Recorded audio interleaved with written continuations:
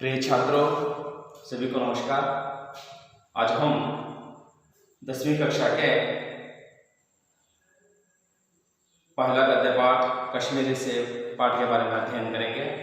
उससे पहले मेरा नाम हालगी महबूब अली, मैं श्री निंगप्पा बसप्पा कपूर प्रौढ़शाला देवी हुसूरू हावेरी तहसील हावेरी जिला में पिछले 4 वर्षों से हिंदी शिक्षक के रूप में काम कर रहा हूँ।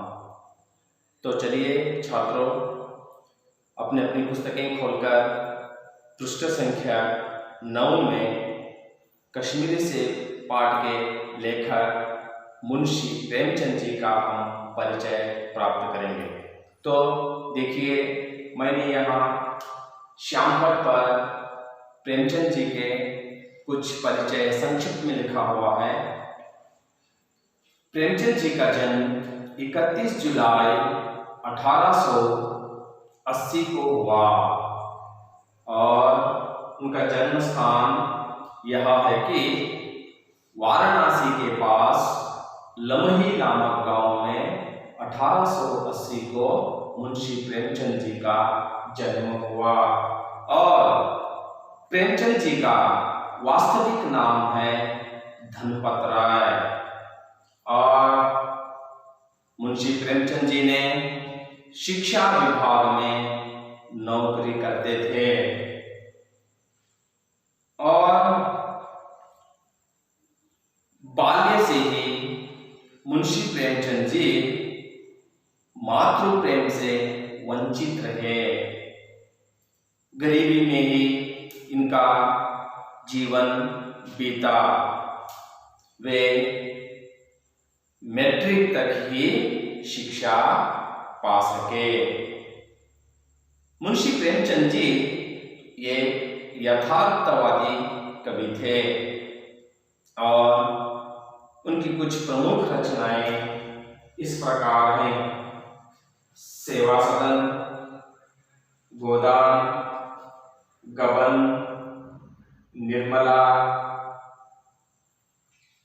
कर्मभूमि आदि इनके प्रमुख उपन्यास हैं। और बड़े दल की बेटी, नमक का दरोगा, पंच परमेश्वर, पूस की रात आदि इनके प्रसिद्ध कहानियां हैं।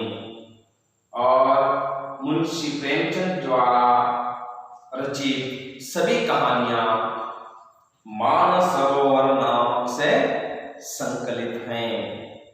आशा करता हूं मुंशी प्रेमचंद जी का परिचय आपको प्राप्त हुआ होगा। तो उन्हीं के द्वारा लिखित कश्मीर से पाठ के बारे में आज हम अध्ययन करेंगे। सभी छात्र पृष्ठ संख्या 6 में देखिए, उन्हीं के द्वारा लिखित कश्मीरी से पाठ।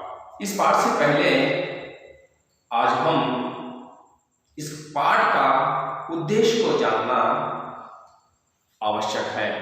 किसी भी पाठक हो या कवि हो या लेखक हो, उस पाठ या पद्य को लिखते समय उद्देश्य होता ही है।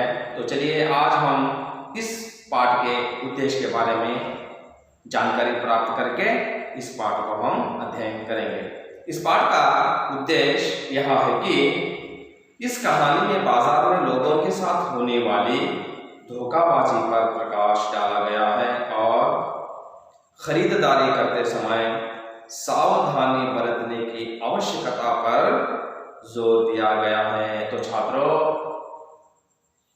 इस कहानी में कश्मीरी से यह एक कैसी विधा है? कहानी। इस कहानी में प्रेमचंद जी ने उन अंशों पर प्रकाश डाला है। हम जब बाजार में कुछ चीजें खरीदने जाते हैं तो हम किन विषयों पर ध्यान देना है। हम जागरूकता से चीजें खरीदना है, उस पर नजर डाला हुआ है। और आजकल बाजारों में होने वाली धोखेबाजी पर ही प्रकाश डाला हुआ है। और हम चीजें खरीदते समय सावधानी बरतनी चाहिए। यदि हम सावधानी से चीजें नहीं खरीदते तो हम धोखा खाने की संभावना होती है। यही इस पाठ में आया हुआ मुख्य उद्देश्य है। तो चलिए छात्रों, पाठ की ओर हम चलें। सभी छात्र अपने अपनी पुस्तकें देखें। कल शाम को चौक में 2-4 जरूरी चीजें खरीदने गया था। स्वयं यहाँ पर लेखक प्रेमचंद जी बता रहे हैं, कल शाम को मुझे 2-4 जरूरी चीजें खरीदने था, उसी कारण मैंने चौक गया था शाम के समय। पंजाबी मेवा फरोशों की दुकानें रास्ते ही में पड़ती हैं। पंजाबी वालों की मेवा फरोशों की दुकानें, मेवा फरोश इसका मतलब होता है, इसका अर्थ होता है फल बेचने वाले या कोई मिठाई बेचने वाले को हम मेवा फरोश कहते हैं। उन पंजाबी मेवा फरोशों की दुकानें जब लेखक प्रेमचंद जी चौक जा रहे थे, उसी रास्ते में उन पंजाबी मेवा फरोशों की दुकानें थीं। एक दुकान पर बहुत अच्छे रंगदार गुलाबी से सजे हुए नजर आए। उन दुकानों में से एक दुकान लेखक प्रेमचंद जी को बहुत अच्छी सजी हुई नजर आई। जी ललचाव था। उस दुकान को देखकर लेखक प्रेमचंद जी का जी ललचाव था। आजकल शिक्षित समाज में विटामिन और प्रोटीन के शब्दों में विचार करने की प्रवृत्ति हो गई है। देखिए, आज शिक्षित समाज में भी विटामिन और प्रोटीन के विषय पर अधिक से अधिक चर्चा करने की एक प्रवृत्ति बढ़ गई है। किन फलों में विटामिन है, किन सब्जियों में प्रोटीन अंश है, और इस प्रकार अधिक से अधिक चर्चा करने की एक प्रवृत्ति आजकल शिक्षित समाज में बढ़ गई है। टमाटो को पहले कोई भी न पूछता था, अब टमाटो भोजन का आवश्यक अंग बन गया है। टमाटो को पहले खरीदने वाले कम थे। यह समझ लिए कि वह टमाटो को पहले कोई भी नहीं पूछता था, परंतु टमाटो आज भोजन का एक आवश्यक अंग बन गया है। टमाटो के बिना कोई भोजन ही नहीं करता। इस प्रकार टमाटो भोजन का एक आवश्यक अंग बन गया है। गाजर भी पहले गरीबों के पेट भरने की चीज थी। अमीर लोग तो उसका हलवा ही खाते थे, मगर अब पता चला है कि गाजर में भी बहुत विटामिन है। देखिए, पहले गाजर को भी कोई नहीं खरीदता था, अब पता चला है कि गाजर में भी बहुत सारे विटामिन अंश हैं। और जब पहले अमीर लोग गाजर का सिर्फ हलवा ही खाते थे, अब वह पहचान गए हैं कि गाजर में भी बहुत सारे विटामिन हैं, इसलिए गाजर को भी आजकल बहुत ऊंचा स्थान मिलने लगा है।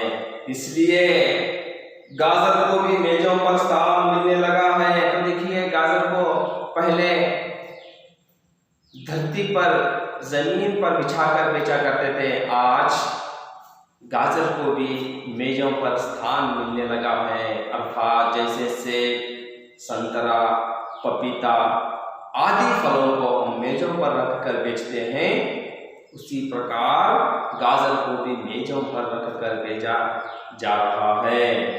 सेब के विषय में तो यह कहा जाने लगा है कि एक सेब रोज खाइए तो आपको डॉक्टर डॉक्टरों की जरूरत न रहेगी। देखिए, सेब के विषय में तो यह कहते हैं कि आप एक सेब रोज खाइए तो आपको डॉक्टरों की आवश्यकता नहीं रहेगी, अर्थात आप स्वस्थ रहेंगे। इस प्रकार आजकल सेब खाने की प्रवृत्ति आम हो गई है, सामान्य हो गई है। कहने लगा है कि अगर आप एक रोज सेब खाइए तो आप डॉक्टरों से दूर रह जाएंगे। और डॉक्टर से बचने के लिए हम नीमकौड़ी तक खाने को तैयार हो सकते हैं। सेब तो रस और स्वाद में अगर आम से बढ़कर नहीं है तो घटकर भी नहीं। तो देखिए, यदि वैद्य अर्थात डॉक्टर हमें आपकी तबीयत यदि ठीक हो जाए तो आप एक नीमकौड़ी खा लीजिए, इस प्रकार हमें बताएंगे तो हम नीमकौड़ी खाने को तैयार हो जाते हैं। लेकिन सेब उससे बुरा तो नहीं है, स्वाद और रस में दोनों से उत्तम है। देखिए, हम सेब तो खा सकते हैं, परंतु नीमकौड़ी खाना थोड़ा बहुत हमें हिचकिचाहट होगी, परंतु वैद्य के डॉक्टर के कहने पर हम नीमकौड़ी भी खाने को तैयार हो जाते हैं। इस कारण अपनी तबीयत ठीक हो जाए, बस उतना ही। लेकिन स्वाद और रस में सेब बहुत अच्छा है और सेब को यह स्थान मिल चुका है। अब वह केवल स्वाद की चीज नहीं है, उसमें गुण भी हैं। सेब को तो यह स्थान आज मिल चुका है। देखिए, सेब केवल स्वाद की वस्तु नहीं रही, स्वाद की चीज नहीं रही, उसमें बहुत सारे गुण भी हैं जो हमारे शरीर को, हमारे देह को स्वस्थ रख सकते हैं। अब वह केवल स्वाद की चीज नहीं रही, उसमें गुण भी हैं। हमने दुकानदार से मोल भाव किया और आधा सेब मांगे। इस प्रकार लेखक प्रेमचंद जी ने सोचा और दुकानदार से मोल भाव किया और उसके दाम पर चर्चा किया, सेब के दाम पर चर्चा किया और मोल भाव करके आधा सेब दुकानदार से मांग ही लिया। दुकानदार ने कहा, बाबूजी बड़े मजेदार सेब आए हैं, खास कश्मीर के। देखिए बाबूजी, बड़े मजेदार सेब आए हुए हैं, यह खास कश्मीर से आए हुए हैं, ले जाइए। इस प्रकार दुकानदार ने लेखक प्रेमचंद जी को उत्साहित किया। आप ले जाएं, खाकर तबीयत खुश हो जाएगी। आप ले जाइए बाबूजी, आप यहाँ सेब खाकर आपकी तबीयत क्या हो जाएगी? खुश हो जाएगी, आप आनंद महसूस करेंगे। इस प्रकार दुकानदार ने लेखक को उत्साहित किया। मैंने रुमाल निकालकर उसे देते हुए कहा, चुन चुन कर रखना। दुकानदार की बात सुनकर लेखक प्रेमचंद जी ने अपने कंधे पर डाले हुए रुमाल को निकालकर दुकानदार से देते हुए कहा, देखो भाई, चुन चुन कर लगाना, आधा सेब मुझे चुन चुन कर देना। यह कहते हुए अपना रुमाल दुकानदार से दे दिया। दुकानदार ने तराजू उठाई और अपने नौकर से बोला, सुनो, आधा सेब कश्मीरी सेब निकाल ला, चुन चुन कर लाना। लेखक प्रेमचंद जी से बात सुनकर दुकानदार ने कहा अपने नौकर से, अपने दुकान में काम करने वाले नौकर से कहा, देखो बाबूजी के लिए आधा सेब चुन चुन कर लाना। इस प्रकार अपने नौकर से उस दुकानदार ने कहा।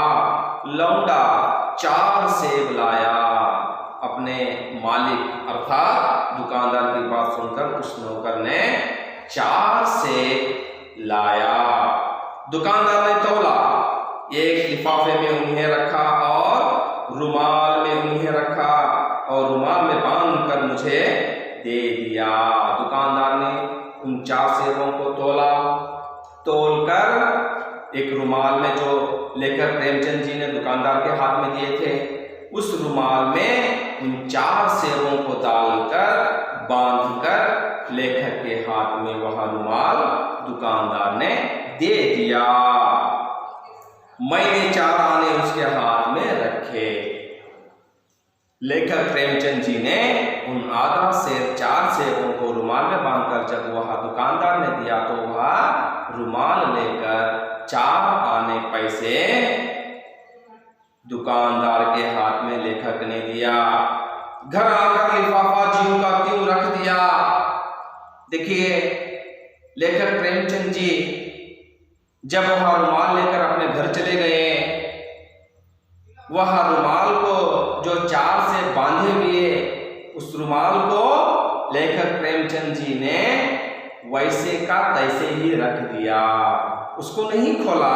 ज्यों का त्यों, इसका अर्थ होता है जैसा था वैसे ही वह रुमाल को लेखक प्रेमचंद जी ने रख दिया।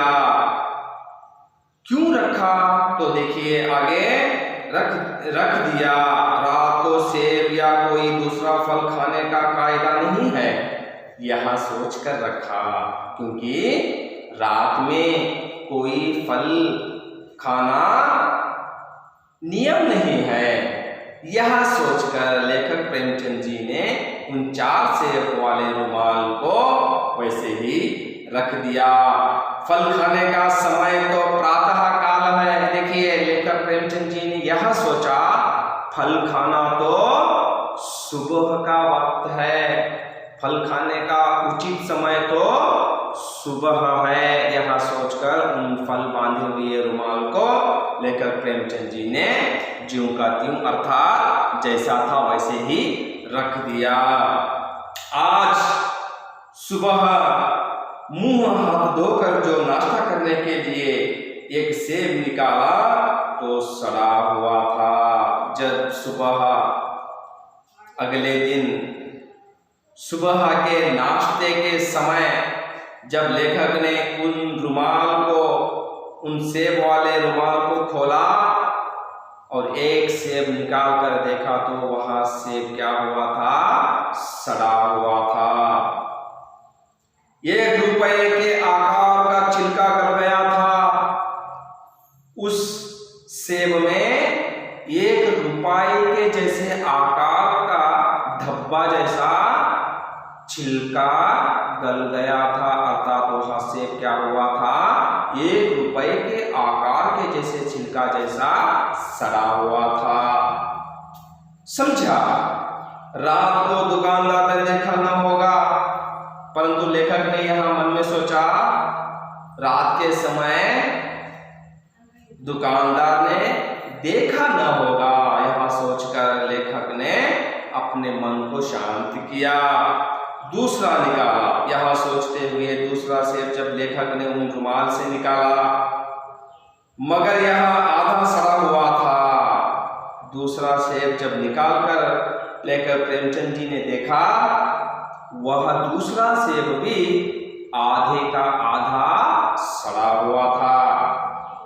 अब संदेह हुआ, दुकानदार ने मुझे धोखा तो नहीं दिया है। लेखक के मन में संदेह होने लगा, दुकानदार ने मुझे धोखा तो नहीं दिया होगा, क्योंकि पहला सेब तो सड़ा हुआ था, 1 रुपए के आकार के जैसा छिलका था।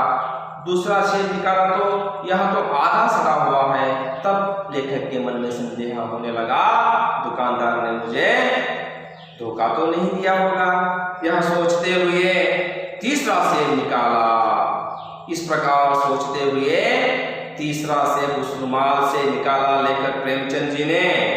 यह सड़ा तो न था, मगर एक तरफ दबकर बिल्कुल पिचक गया था। देखिए, तीसरा सेब जब उस रुमाल से लेखक प्रेमचंद जी ने निकाला तो देखने में तो सड़ा न था, मगर एक तरफ बिल्कुल पिचक गया था, खाने के योग्य न था। जैसे दूसरा सेब आधा सड़ा हुआ था, उसी प्रकार तीसरा सेब आधे का आधा पिचक गया था, अर्थात सड़ा हुआ था। और चौथा देखा, तीनों के तीनों सड़े हुए सेब निकले। और चौथा सेब, अंतिम सेब लेखक प्रेमचंद जी ने देखा, वह यूं तो बेदाग था, मगर उसमें एक काला सुराख था, जैसा अक्सर बेरों में होता है। देखिए, चौथा सेब तो बेदाग था, उसमें कोई दाग न दिखाई दिया, परंतु जब वह सेब को काट कर देखा तो उसके अंदर काला सुराख था। जैसे हम बेरों में देखते हैं, बेरों में हम उस प्रकार के सुराख देखते हैं, उस प्रकार के सुराख चौथे सेब में लेखक प्रेमचंद जी को दिखाई दिए। देखिए, एक सेब भी खाने लायक नहीं, सेब एक भी खाने को लायक नहीं मिले लेखक प्रेमचंद जी को। 4 आने पैसों का इतना गम न हुआ जितना समाज के इस चारित्रिक पतन का। जब लेखक प्रेमचंद जी को मन में बहुत ही दुख हुआ, इस प्रकार सोचकर उन्हें दुख हुआ कि मुझे मेरे 4 आने की कोई चिंता नहीं है, मेरे पैसों की मुझे कोई चिंता नहीं है, मुझे चिंता इस बात की है कि आज 4 आने पैसों के लिए व्यक्ति अपने चरित्र को ही बेच रहा है। इस प्रकार सोचकर लेखक प्रेमचंद जी के मन में बहुत वह दुखित हुए और दुकानदार ने जानबूझकर मेरे साथ धोखेबाजी का व्यवहार किया। अब लेखक सोचने लगे, दुकानदार ने तो अनजाने में नहीं, जानबूझकर ही दुकानदार ने मेरे साथ धोखेबाजी का व्यवहार किया है। दुकानदार ने मुझे जानकर भी सड़े हुए सेब बेचा है। ये एक सेब सड़ा हुआ होता तो मैं उसको क्षमा के योग्य समझता। यदि उन 4 सेबों में से एक सेब सड़ा हुआ होता तो मैं उस दुकानदार को क्षमा के योग्य समझता।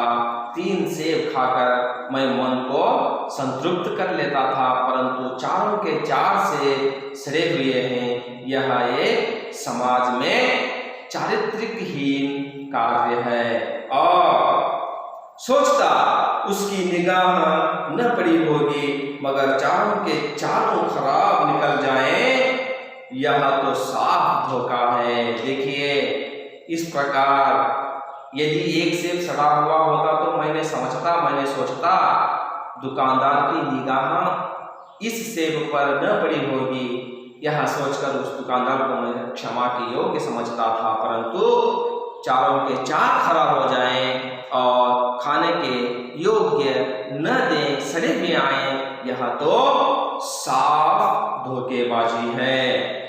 मगर इस धोखे में मेरा भी सहयोग था।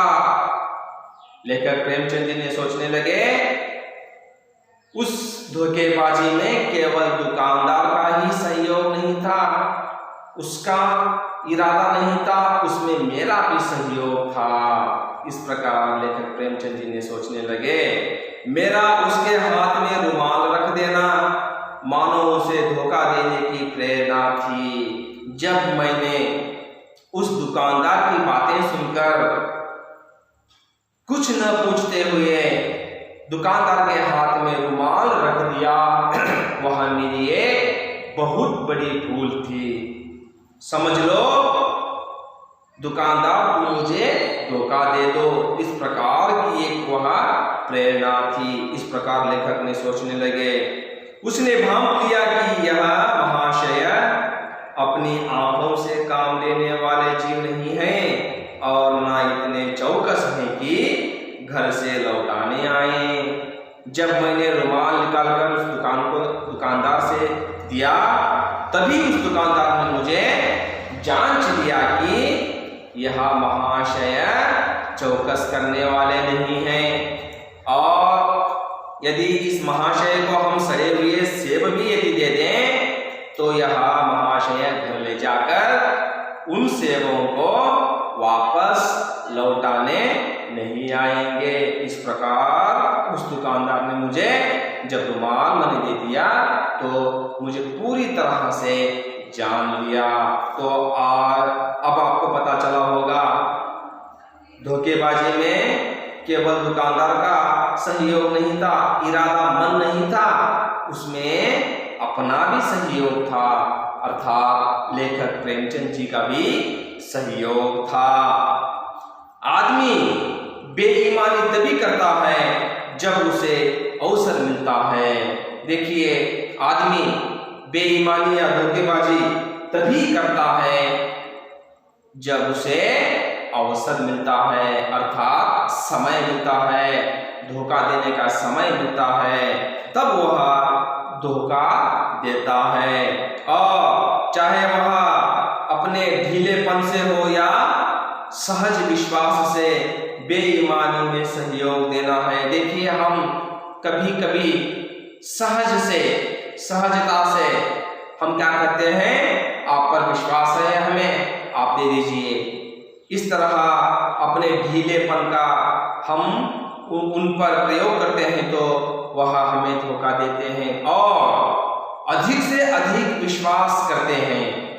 अधिक से अधिक विश्वास से भी हम क्या हो सकते हैं, बाजार में धोखा खा सकते हैं। और पढ़े लिखे बाबुओं और कर्मचारियों पर तो अब कोई विश्वास नहीं करता। देखिए, पढ़े लिखे लोगों पर आजकल विश्वास ही उड़ गया है, क्योंकि धोखेबाजी में प्रथम स्थान पढ़े लिखे लोगों ने ही दे रहे हैं। और पढ़े लिखे लोगों को देखकर डर लगता है। इस प्रकार लेखक प्रेमचंद जी अपने मन का एक विचार प्रकट कर रहे हैं। और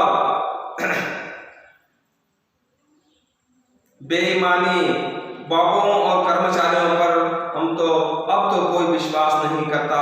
किसी थाने या कचहरी या म्युनिसिपैलिटी में चले जाइए, आपकी ऐसी दुर्गति होगी कि आप बड़ी से बड़ी हानि उठाकर भी उधर न जाएंगे। एक उदाहरण के साथ लेखक प्रेमचंद जी ने यहाँ बता रहे हैं, यदि आप अपने वैयक्तिक कार्य निमित्त, अपने वैयक्तिक कार्य के साथ कोई म्युनिसिपैलिटी में जाइए या कोई ग्राम पंचायत में जाइए या कोई तहसील में जाइए, तो आपका काम हो जाए तो पैसों की वहाँ बरसात करनी चाहिए।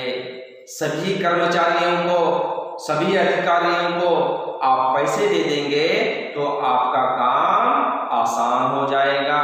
यदि आप पैसे न देंगे तो आपका काम बहुत देर तक वहीं पर रहेगा, काम नहीं बन जाएगा। इसी प्रकार लेखक प्रेमचंद जी बता रहे हैं, आप कोई भी कचहरी जाइए, कोई भी कार्यालय जाइए, म्युनिसिपैलिटी चले जाइए, वहां पर आपको पैसों का बरसात करना पड़ता है।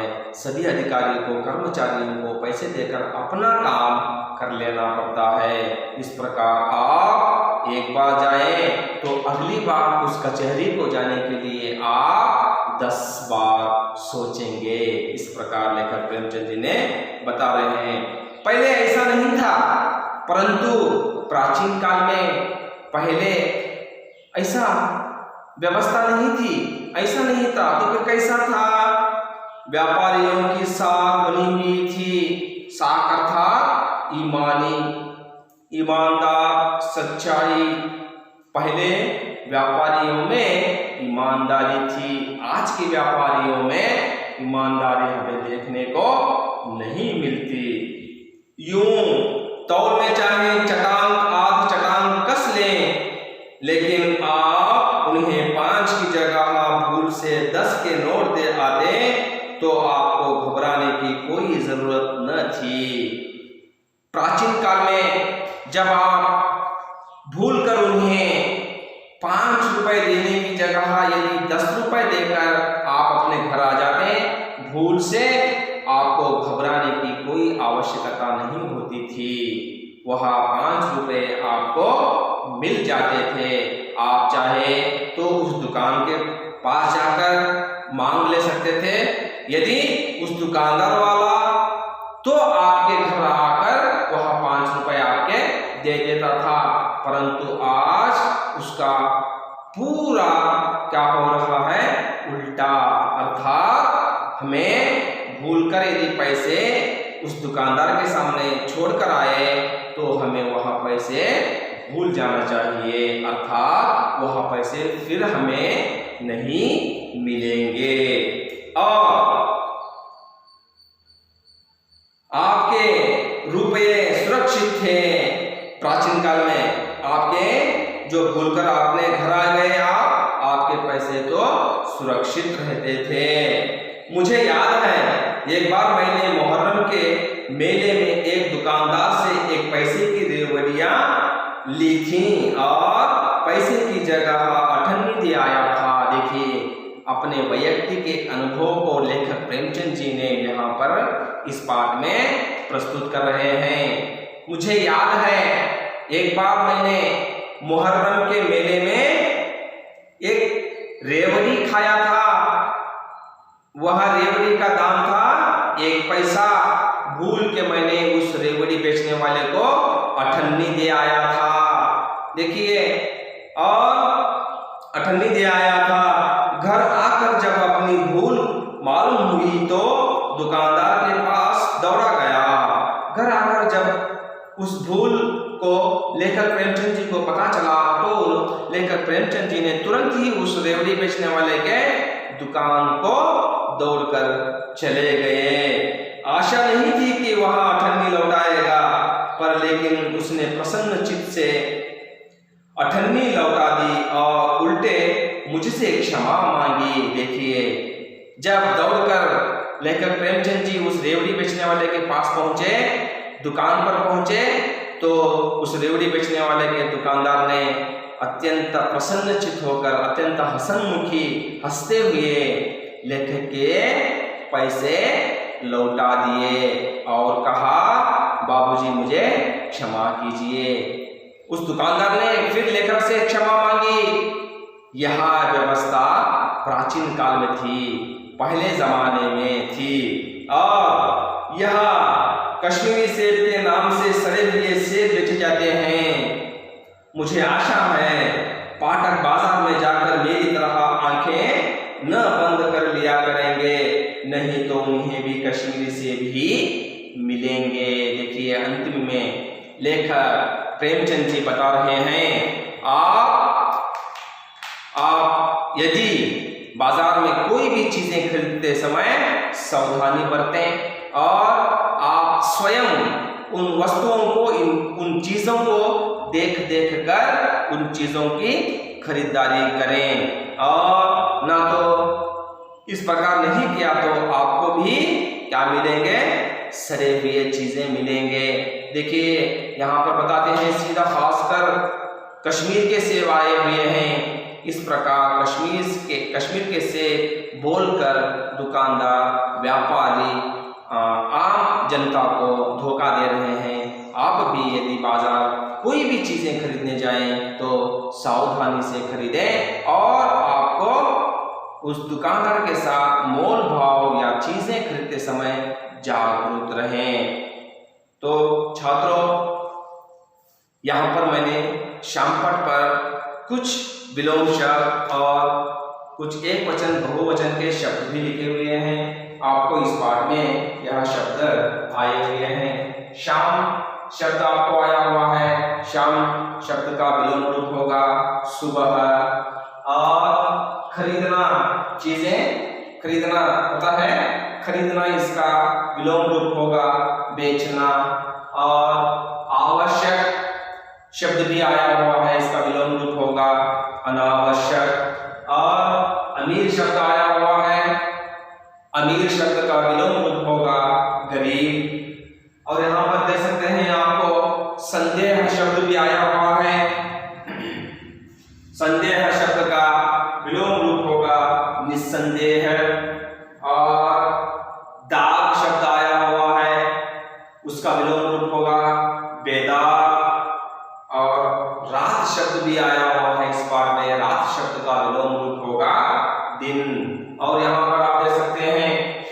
वचन और बहुवचन के शब्द भी मैंने श्यामपट पर लिखा हुआ है। चीज शब्द आया हुआ है एक वचन, बहुवचन होगा चीजें। दुकान शब्द आया हुआ है एक वचन, दुकानें होगा बहुवचन। डॉक्टर शब्द आया हुआ है एक वचन शब्द, उसका बहुवचन रूप होगा डॉक्टरों। और मेज शब्द आया हुआ है इस पाठ में एक वचन, बहुवचन रूप होगा मेजों। और लिफाफा शब्द आया हुआ है एक वचन का शब्द इस पाठ में, उसका बहुवचन रूप होगा लिफाफे। और भी बहुत सारे शब्द जो आए हुए हैं इस पाठ में, और मैं यहाँ पर आपको कुछ शब्द बताऊंगा। जैसे व्याकरण की दृष्टि से आप देख सकते हैं अपने अपनी पृष्ठ संख्या 6 में देखिए, मोल भाव। मोल भाव यह एक युग्म शब्द है, व्याकरण की दृष्टि में यह एक युग्म शब्द है। और उसी तरह चुन चुन कर शब्द आया हुआ है, चुन चुन। यदि बस इतना ही शब्द आता हुआ तो यह शब्द होता था द्विरूपति होता था। अगर यहाँ पर चुन चुन कर शब्द आया हुआ है तो यह होगा युग्म शब्द। और उसी प्रकार आप यहाँ देख सकते हैं मुंह हाथ। मुंह हाथ शब्द आया हुआ है, यह आपको युग्म शब्द कहलाएगा। और उसी तरह अन्य कुछ शब्द आपको आए हुए हैं, देखिए उस प्रकार आप अध्ययन कीजिए। आशा करता हूँ कश्मीरी से पाठ आप सभी को संपूर्ण रूप से अध्ययन करने के और मालूमात हुआ होगा। धन्यवाद।